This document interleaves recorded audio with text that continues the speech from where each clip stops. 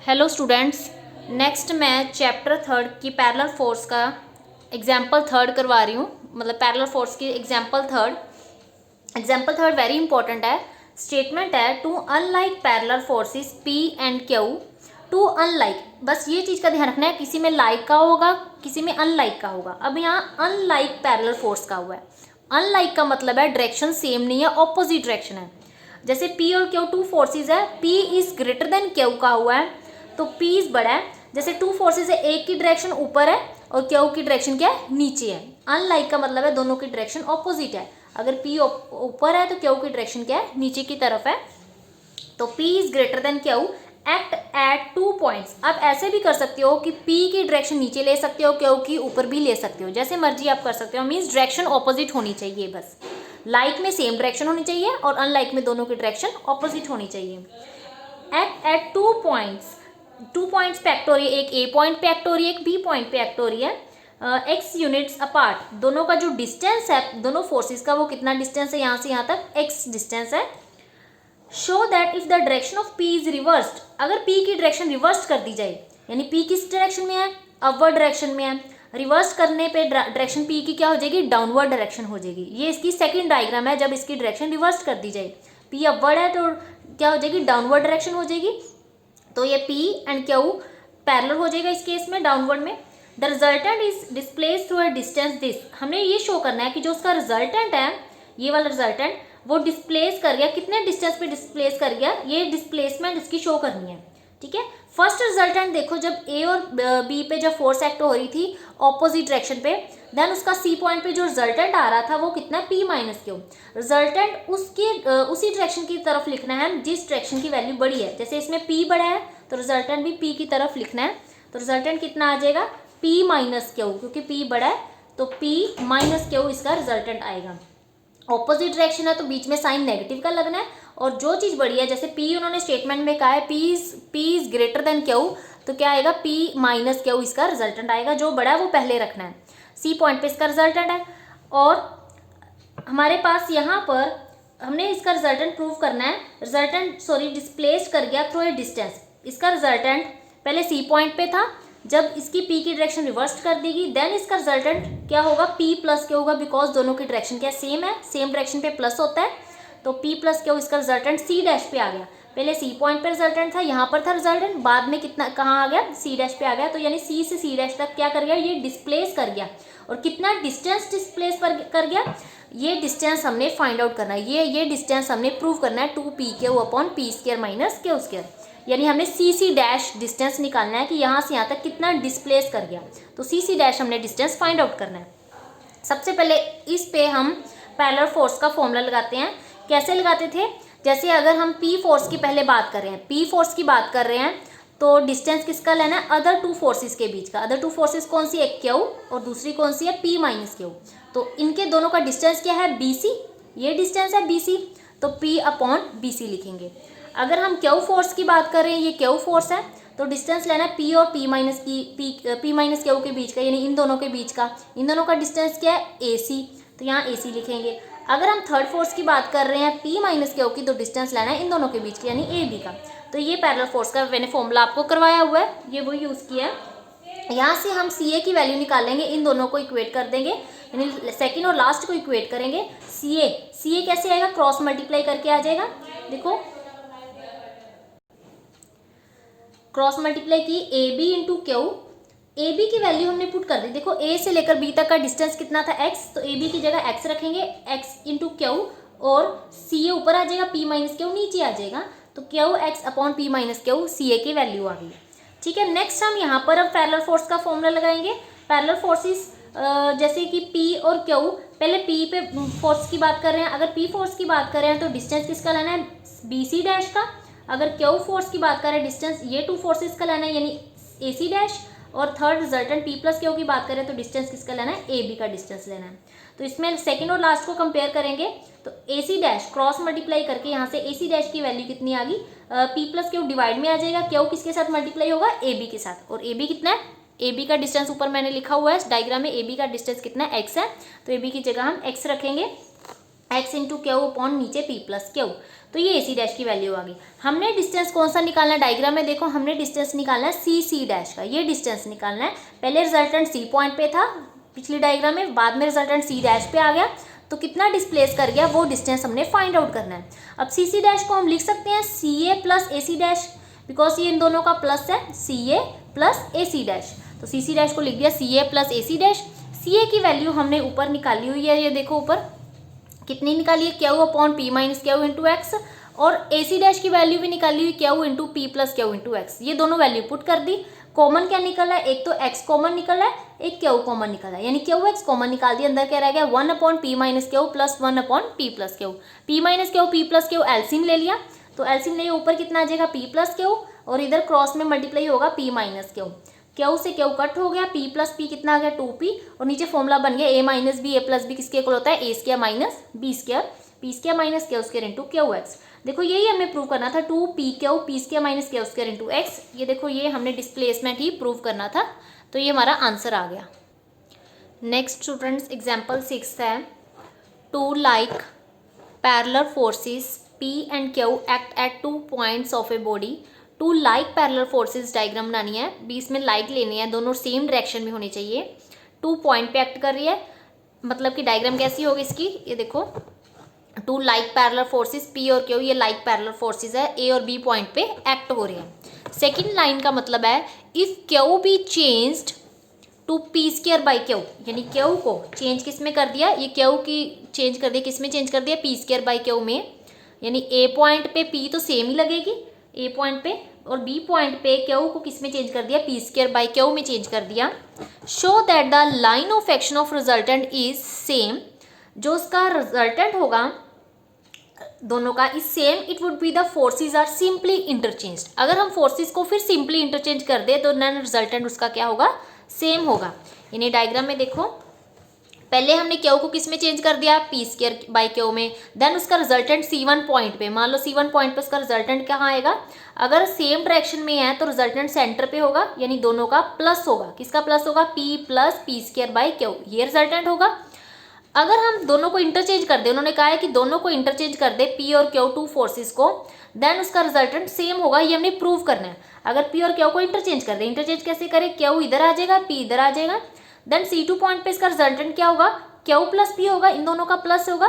Plus क्यों करते हैं, क्योंकि लाइक पैरेलल फोर्सेस की बात कर रहे हैं। अगर अनलाइक की बात करते हो तो माइनस करते हैं, लाइक की बात करते हो तो प्लस करते हैं, तो दोनों को प्लस होगा। तो हम इन दोनों का रिजल्टेंट निकाल लेंगे और चेक करेंगे दोनों का रिजल्टेंट सेम है, इसका रिजल्टेंट निकालना है और इसका रिजल्टेंट निकालना है। तो ये फर्स्ट इन दोनों में हम फॉर्मूला लगाएंगे पैरेलल फोर्सेस का। देखो फर्स्ट फॉर्मूला इसमें लगाते हैं, पहले हम पी फोर्स की अगर हम बात कर रहे हैं तो पी फोर्स में डिस्टेंस किसका लेना है, अदर 2 फोर्सेस का। अदर 2 फोर्सेस का डिस्टेंस कितना है BC1, तो P अपॉन BC1 आ जाएगा is equal to, second force किसकी बात कर रहे हैं पी स्क्वायर बाई क्यू की अगर हम बात कर रहे हैं तो डिस्टेंस किसका लेना है AC1, तो नीचे आ जाएगा AC1। और थर्ड फोर्स है हमारी P plus P square by Q, इसकी बात कर रहे हैं, नीचे डिस्टेंस किसका लेना है अदर 2 फोर्सेज, यानी पूरा AB का लेंगे हम डिस्टेंस, तो ये आ जाएगा। यहाँ से हम फर्स्ट और लास्ट को इक्वेट करके BC1 की वैल्यू निकालते हैं। कैसे इक्वेट करेंगे, देखो फर्स्ट इक्वेशन है हमारी P upon BC1, last equation है P plus P square by Q upon AB। Cross multiply करके यहाँ से BC1 की वैल्यू निकालते हैं। क्रॉस मल्टीप्लाई किया, P को AB से किया, P को AB से मल्टीप्लाई किया इज इक्वल टू BC1 को किससे मल्टीप्लाई किया P plus P square by Q. यहाँ से BC1 की वैल्यू कितनी आ जाएगी, तो यहाँ से BC1 आ जाएगा, ये P इंटू AB ऊपर वैसे ही ये चीज़ मल्टीप्लाई हो रही उधर के डिवाइड में चली जाएगी P plus P square by Q. तो यहाँ हम नीचे ना एलसीएम लेंगे, तो देखो मैं यहाँ सॉल्व कर रही हूँ, BC1 is equal to P into AB, नीचे हमने क्यू एलसीएम लिया जब, तो ऊपर क्या आ जाएगा QP प्लस पी स्क्वायर, और यहाँ से कॉमन क्या निकल रहा है P कॉमन निकल रहा है, ऊपर तो वैसे ही रहेगा, नीचे P कॉमन निकल के अंदर क्या रह जाएगा Q प्लस P अपॉन नीचे Q, ये P से P कट हो गया, P से P कट हो गया, क्या बचेगा AB upon Q plus P into Q।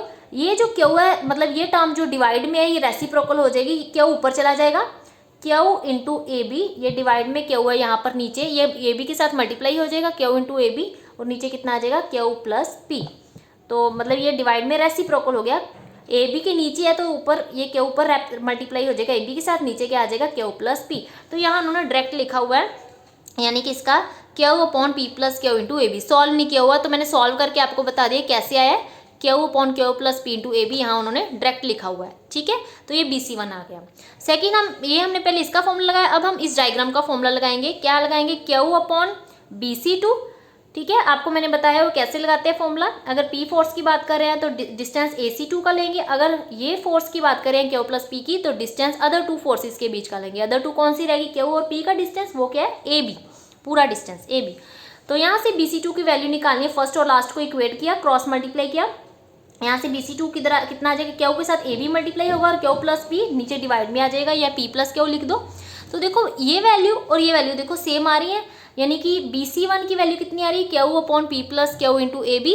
BC2 की वैल्यू भी कितनी आ रही है, Q upon P plus Q into A B. दोनों की वैल्यू सेम आ रही है, BC1 और BC2 की वैल्यू सेम आ रही है। फ्रॉम फर्स्ट एंड सेकंड से क्या पता लगा कि BC1 किसके इक्वल आ रहा है, BC2 के। दोनों की वैल्यू सेम आ रही है, इसका मतलब है कि ये डिस्टेंस BC1 और BC2 इक्वल आ रहे हैं। इसका मतलब कि दोनों क्यों इक्वल आ रहे हैं, बिकॉज उनका रिजल्टेंट यहाँ पर इक्वल आ रहा है यहाँ से, यानी कि BC1 और BC2 जब इक्वल आ रहे हैं मीन्स C1 और C2 कोइंसाइड कर रहे हैं, क्योंकि ये BC1 और ये BC2 का डिस्टेंस इक्वल आ रहा है मीन्स C1 और C2 पॉइंट क्या कर रहे हैं, एक दूसरे को कोइंसाइड कर रहे हैं, मतलब C1 और C2 सेम पॉइंट है, तभी इसका वैल्यू सेम आ रही है BC1 और BC2 की। तो C1 C2 क्या कर रहे हैं, फिर कोइंसाइड कर रहे हैं, मीन्स सेम ही है, C1 C2 इक्वल ही है, एक पॉइंट पे मीट कर रहे हैं, C1 C2 कोइंसाइड कर रहे हैं। तो C1 C2 कोइंसाइड कर गए, तो C1 C2 है क्या थे हमारे, ये वाले C1 C2 रिजल्टेंट थे जो इक्वल आ रहे हैं। तो रिजल्टेंट मीन्स उसके सेम आ गए। अगर हम इनको इंटरचेंज भी कर दे P और Q और P को, तो उसका रिजल्टेंट और इसका रिजल्टेंट दोनों को क्या आ रहे हैं, सेम आ रहे हैं। यही हमने प्रूव करना था, ये आंसर आ गया। Next example 7th, very important example. A road AB of length A plus B, weight W has its center of gravity at a distance from A। देखो रोड है AB, ये AB एक road ले लिया हमने diagram में, ये AB क्या है, एक रोड जिसकी लेंथ कितनी है A प्लस बी, यानी इस यहाँ से लेकर यहाँ तक टोटल लेंथ कितनी है, A प्लस बी है। वेट W, जिसका वेट W कहाँ पर है, has it centre of gravity eight a distance from A। From A distance से वेट सेंटर पे है, सेंटर ऑफ ग्रेविटी जिसको हमने G नेम दिया है। ठीक है, इस रोड का जो वेट है डाउनवर्ड एक्ट कर रहा है W, और वेट कहाँ पर है, सेंटर ऑफ ग्रेविटी जिसको G नेम दिया है। फ्रॉम डिस्टेंस A डिस्टेंस से कुछ डिस्टेंस पे है G वेट, जिसका वेट डाउनवर्ड एक्ट कर रहा है। It rest on a parallel knife edges at a distance C apart in same horizontal plane. जो रोड है वह कहाँ पर रेस्ट है, on knife edges. Knife edges ये दो बनाए हुए हैं, पैरेलल नाइफ एजिस बनाए हुए हैं। जो नाइफ एजिस है उनका आपस में डिस्टेंस कितना है, C। ये दोनों नाइफ एजिस, यानी एक C पॉइंट पे नाइफ एजिस है और D पॉइंट पे नाइफ एजिस है, यानी रोड जो है इस पॉइंट पे स्पॉट की गई है, नाइफ एजिस पे फिक्स्ड है यहाँ पर रोड, और C और D का हमें डिस्टेंस कितना दिया हुआ है, सॉरी स्मॉल c, दोनों जो नाइफ एजिस है वो आपस में कितने डिस्टेंस में, C डिस्टेंस पे है in same horizontal line, so that equal portions of rod project beyond each knife edges, so that कि जो इनका पोर्शन है इक्वल है बियॉन्ड ईच नाइफ एजिस। मान लो ये C पॉइंट पे जो नाइफ एज बनाया है उनका A से डिस्टेंस इक्वल है यहाँ से लेकर यहाँ तक, और ये D जो नाइफ एजिस बनाया उसका B तक डिस्टेंस, यानी कि दोनों का जो डिस्टेंस है ये वाला और ये वाला क्या है, इक्वल है, ये डिस्टेंस और ये डिस्टेंस इक्वल है। Show that the pressure of knife edges, जो ये नाइफ एजिस C और D पॉइंट पे बने हैं इनका जो प्रेशर है वो ऊपर की तरफ है, प्रेशर हमेशा ऊपर की तरफ होता है यहाँ पर, और C पॉइंट पे प्रेशर R लेट कर लिया, D पॉइंट पे प्रेशर क्या लेट कर लिया, S। वो हमने प्रेशर ये शो करना है, R और S की वैल्यू ये दोनों शो करनी है हमने। देखो हमने कहा है कि ये जो यहाँ से लेकर यहाँ तक CA का जो डिस्टेंस है और DB का डिस्टेंस इक्वल है, तो यहाँ हम डिस्टेंस इक्वल x लेट कर लेते हैं कि दोनों का डिस्टेंस क्या इक्वल है। तो यहाँ से यहाँ तक का डिस्टेंस हमने क्या लेट कर लिया, x लेट कर लिया, यानी AC is equal to DB।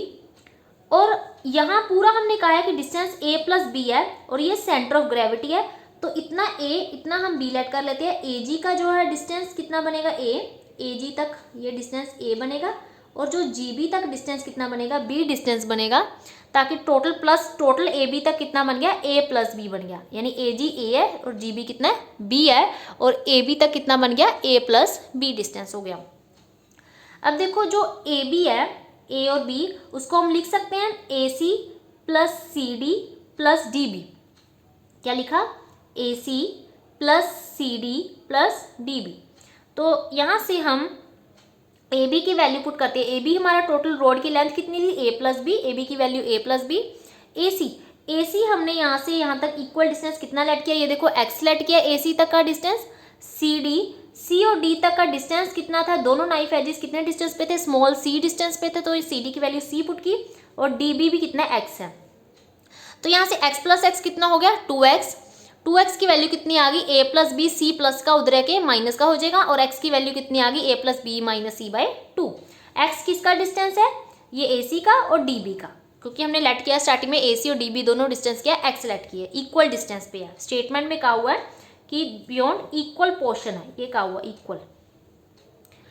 अब CG, यहाँ से C और G की अगर हम वैल्यू निकालनी है, ये CG की वैल्यू निकालनी है, CG को हम लिख सकते हैं पूरा AG में से अगर हम AC माइनस कर दे, AG में से क्या माइनस कर दे, पूरे AG में से अगर AC माइनस कर दे तो CG आ जाएगा। तो CG को लिख दिया AG माइनस AC। अब AG की वैल्यू क्या है, AG हमारा क्या था डिस्टेंस, ये लिखा हुआ AG हमारा A था और GB हमारा B था, ताकि टोटल A प्लस B बना था। तो AG ऊपर लिखा हुआ A, तो यहाँ AG की A पुट करेंगे, और AC हमारा x था और x की वैल्यू हमारी क्या है A plus B minus C by 2, वो भी हमने पुट करनी है, x की value A plus B minus C by 2। अब यहाँ एलसीएम ले लिया 2, जब 2 एलसीएम लेंगे इधर क्या आ जाएगा 2a, और माइनस सभी के साथ मल्टीप्लाई होगा, माइनस a माइनस b और माइनस माइनस प्लस c, कितना आ जाएगा 2a minus a minus b plus C by 2 आ गया। तो ये वैल्यू आ गई। सिमिलरली GD की वैल्यू निकालनी है यहाँ से यहाँ तक, ये GD, तो GD को हम क्या लिखेंगे, पूरा जो है GB है, GB में से अगर DB माइनस कर दे तो GD आ जाएगा। पूरे GB में से कितना माइनस कर दे, DB माइनस कर दे ये वाला, तो कितना आ जाएगा, यहाँ से लेकर यहाँ तक ये इतना आ जाएगा GD। तो GB माइनस DB, GB की वैल्यू जो है हमारी यहाँ से लेकर यहाँ तक, GB कितना था, यहाँ से लेकर यहाँ तक B डिस्टेंस था, B पुट किया, और DB यहाँ से इतना डिस्टेंस हमने x लेट किया था, ये x किया, और x की वैल्यू ये दी हुई है, एलसीएम उलसीएम लेके ये हमारा आ जाएगा GD।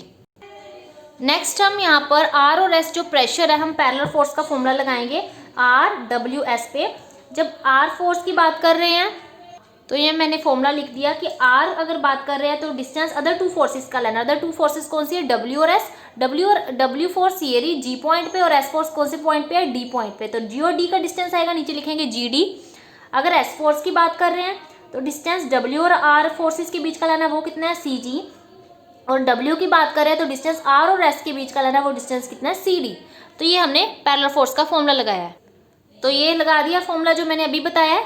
अब यहाँ से फर्स्ट और लास्ट को कंपेयर करते हैं, क्योंकि हमने प्रूफ के अकॉर्डिंग करना है। प्रूफ में W में आंसर है तो हम फर्स्ट और लास्ट को कंपेयर करेंगे। तो GD डिवाइड में उधर W के साथ क्या हो जाएगा, मल्टीप्लाई, यानी GD upon CD into W। तो GD अपॉन CD की वैल्यू पुट करते हैं।